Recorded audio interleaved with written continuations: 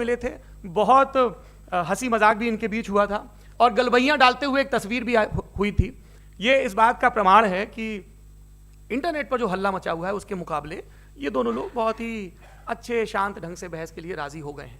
Twitter की बातें Twitter तक सीमित, एलन मस्क आजकल उसको एक्स कहते हैं। और अब इस बहस की शुरुआत, मैं इन विद्वानों का, हालांकि इनको परिचय की जरूरत नहीं, पर हो सकता है, हमें पत्रकारिता में सिखाया जाता है कि नेवर अज्यूम, विज्ञान भी यही कहता है। मुफ्ती शमाइल नदवी साहब इस्लामिक विद्वान, शिक्षाविद हैं, कोलकाता के वाहियान फाउंडेशन के संस्थापक हैं, लखनऊ की प्रतिष्ठित दारुल उलूम नदवतुल उलमा से ग्रेजुएशन किया है, सोशल मीडिया और सार्वजनिक मंचों पर अध्यापन और बौद्धिक कामों में सक्रिय हैं और इस समय इंटरनेशनल इस्लामिक यूनिवर्सिटी मलेशिया से PhD कर रहे हैं। अच्छी बात यह है कि पढ़ाई के साथ साथ ट्रैवल ब्लॉग भी बनाते हैं। पेट्रोनस टावर के सामने का ब्लॉग हमने देखा। हमारे साथ जावेद अख्तर साहब हैं।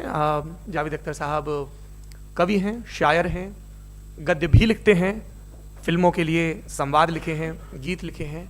इससे इतर ये वैज्ञानिक सोच को लेकर या अपने डिक्लेयर्ड एथिज्म को लेकर भी मुखर रहते हैं और अपने तहीं रैशनैलिटी की बात करते हैं।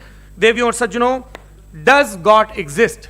इस सवाल का जवाब सब अपने अपने तहीं खोजने की कोशिश कर रहे हैं। कोई इसको गॉड डैम पार्टिकल की खोज बताता है, कोई गॉड पार्टिकल की खोज बताता है, कोई हिग्स बोसान की खोज बताता है, कोई ये सवाल जवाब तलाशने की कोशिश करता है कि मास एग्जिस्टेंस में आखिर आया कैसे, हुआ क्या था, सृष्टि के पहले, समय के पहले क्या था। और कोई ये कहता है कि ये सारी खोजें जिस मस्तिष्क में हो रही हैं प्रकृति के क्रम में, वो कैसे विकसित हुआ। मैं उम्मीद करता हूं कि हम आज इन बुनियादी सवालों के कुछ जवाब हासिल करने में कामयाब हों। मैं सबसे पहले मंच पर आमंत्रित कर रहा हूं मुफ्ती शमाइल नदवी साहब को। आइए सर। जी,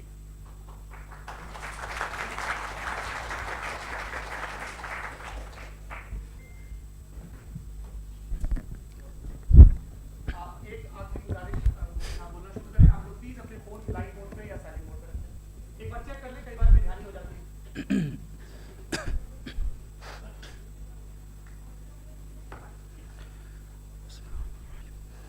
तमाम तारीफ़ें उस क्रिएटर के लिए जिसने इस यूनिवर्स को एक मकसद के तहत पैदा किया है।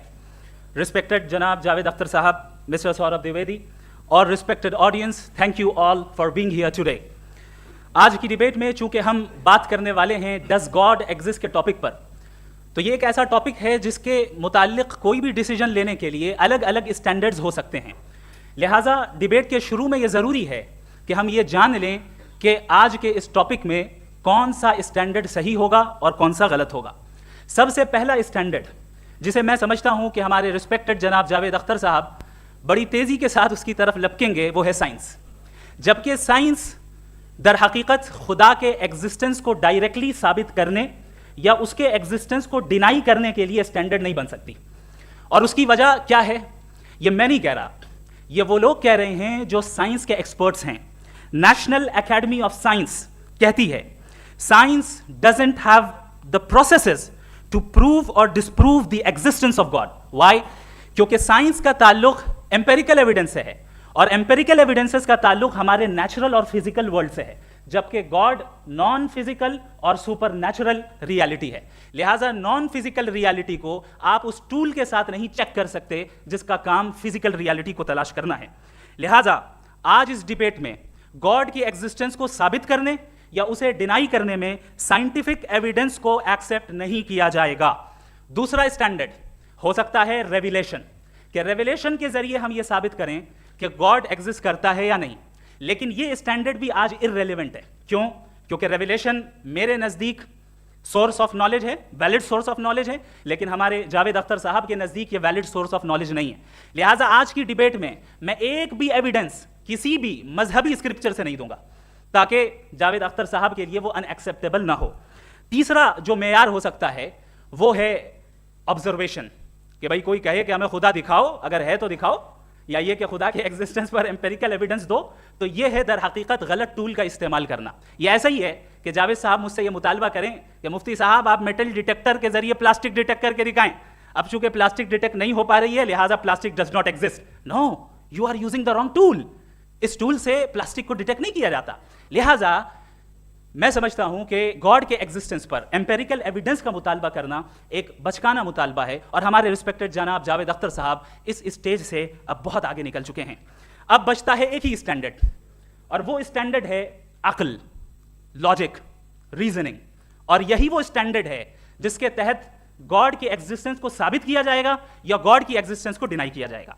लेकिन चूंकि ये बहुत इंपॉर्टेंट और सेंसिटिव टॉपिक है, इसलिए लॉजिकल आर्ग्यूमेंट भी ऐसा होना चाहिए जो डेफिनेटिव हो, इनडेफिनेटिव ना हो, जो 2 और 2 4 की तरह बिल्कुल वाजे हो, जिसे लॉजिकली रिजेक्ट करना पॉसिबल नहीं हो। फॉर एग्जाम्पल हम कहें हमारे रिस्पेक्टेड मिस्टर सौरभ साहब, ये एक इंसान है और तमाम इंसान कॉन्शियस बीइंग है, लिहाजा नतीजा क्या निकला, हमारे सौरभ साहब भी कॉन्शियस बीइंग है।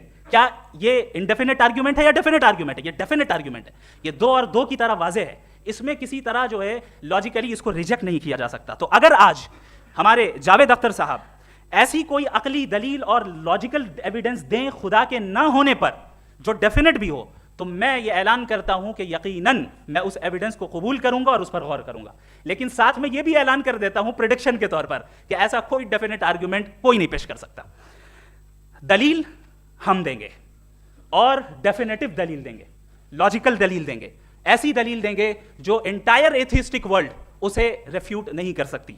चलें अब हम एक एग्जाम्पल सोचते हैं, एक सिनेरियो, सिंपल सिनेरियो, तमाम ऑडियंस से गुजारिश है, हम और आप एक आइसोलेटेड आइलैंड पर हैं, ऐसा आइलैंड जहां पे हमसे पहले कोई कभी नहीं गया। चलते चलते आपके सामने अचानक आपने देखा एक पिंक कलर की बॉल पड़ी हुई है। सबसे पहला सवाल आपके जहन में क्या आएगा कि ये बॉल यहां क्यों आई, कैसे आई, ये पिंक कलर की ही क्यों है, कोई और कलर भी हो सकता था, ये इसी शेप में क्यों है, कोई और शेप भी हो सकता था। नेचुरली आप इस तरफ पहुंचेंगे कि कोई ना कोई है जिसने इन स्पेसिफिक प्रॉपर्टीज के साथ इस बॉल को बनाया है और यहां पे रखा है। चूंकि आप जानते हैं कि ये जो बॉल है इसका एग्जिस्ट करना जरूरी नहीं है, ये एग्जिस्ट कर भी सकती थी, नहीं भी कर सकती थी, और एग्जिस्ट करना ही था तो किसी और फॉर्म में करती, किसी और कलर में करती। अब आप इस बॉल को एक्सपैंड करते चले जाएं, एक्सपैंड करते चले जाएं, एक्सपैंड करते चले जाएं, यहां तक कि ये बॉल यूनिवर्स के साइज की हो जाए। बताइए कि क्या साइज के बढ़ जाने से सवाल बदल जाएगा? हरगिज नहीं बदलेगा, अभी भी सवाल रहेगा ये यूनिवर्स कहां से आया, इन स्पेसिफिक प्रॉपर्टीज के साथ कहां से आया, क्यों आया, किसने बनाया, ये सवाल उस वक्त भी वैलिड रहेगा।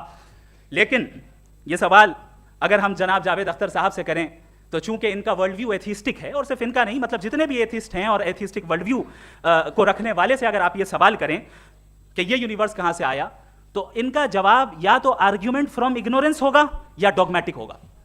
या तो ये कहेंगे कि मुझे नहीं पता कि ये कहां से आया, लिहाजा गॉड डज नॉट एग्जिस्ट, ये आर्ग्यूमेंट फ्रॉम इग्नोरेंस है। या ये कहेंगे कि ये यूनिवर्स खुद ब खुद बन गया, इसका मतलब ये है कि उस बॉल को भी खुद ब खुद बन जाना चाहिए।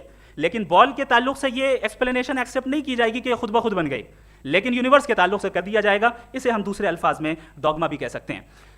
दूसरी चीज, हमारे जावेद अख्तर साहब जरूर गॉड ऑफ गैप्स की मिसाल भी जरूर देंगे, और मिसाल देंगे कि पहले ज़माने में बिजलियां कड़कती थी तो लोगों ने किसी एक खुदा की तरफ, और बारिश होती थी तो दूसरे खुदा की तरफ मंसूब कर दिया, उनके पास दलील नहीं थी। ये हमारा वर्ल्ड व्यू है ही नहीं, ये हमारा वर्ल्ड व्यू है ही नहीं, क्योंकि नेचुरल फिनोमेना के प्रोसेस की इंटरप्रिटेशन को जान लेने से ये कहां से साबित हो गया कि गॉड एग्जिस्ट नहीं करता है। इस पर मैं इंशाल्लाह अभी आगे बात करूंगा।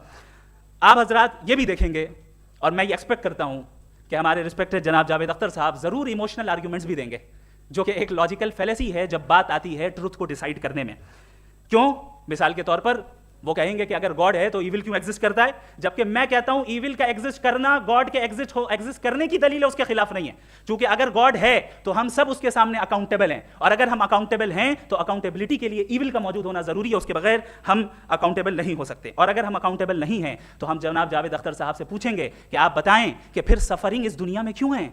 अगर खुदा नहीं है तो सफरिंग क्यों है? और उन लोगों के जज्बे का क्या जिनके अंदर सफरिंग के बाद इंतकाम लेने का जज्बा पाया जाता है और वो इस दुनिया से ऐसे ही चले गए, क्या उनकी सारी तकलीफें बेकार चली जाएंगी? अब आ जाएं उसी एग्जाम्पल की तरफ कि बॉल, मुझसे अगर कोई पूछे इस बॉल को किसने बनाया, और या इस एक्सपेंडेड बॉल को किसने बनाया, मैं कहूंगा कि चूंकि ये यूनिवर्स और इस यूनिवर्स की तमाम चीजें कॉन्टिंजेंट हैं। कॉन्टिंजेंट होने का मतलब ये होता है कि जो अपने एग्जिस्टेंस पे किसी के ऊपर डिपेंड करती हो, तो जाहिर है ये यूनिवर्स कॉन्टिंजेंट है। और अगर कोई चीज कॉन्टिंजेंट नहीं है तो मैं रिक्वेस्ट करूंगा कि मुझे दिखा दें कि कौन सी चीज यूनिवर्स में कॉन्टिंजेंट नहीं है, हम भी जरा गौर कर लें और हम भी देख लें। और जब कॉन्टिंजेंट चीजें मौजूद हैं तो फिलोसोफर्स की इस्तिलाह के मुताबिक हम उस टर्मिनोलॉजी के मुताबिक हम उस जगह तक पहुंचते हैं और उस हस्ती तक पहुंचते हैं जिसे नेसेसरी बीइंग कहा जाता है, कि ये वो नेसेसरी बीइंग है जिसका मौजूद ना होना नामुमकिन हो, क्योंकि अगर ये मौजूद ना हो तो सारी चीजें एग्जिस्टेंस में आएंगी ही नहीं, और ये सारी कॉन्टिंजेंट चीजें उसी के ऊपर डिपेंड करती हैं। अब अगर आप ये सवाल करते हैं कि फिर उस हस्ती को किसने बनाया, फिर उसका कॉज क्या है, फिर उसका कॉज क्या है, फिर उसका कॉज क्या है, और एंडलेसली चले जाएं,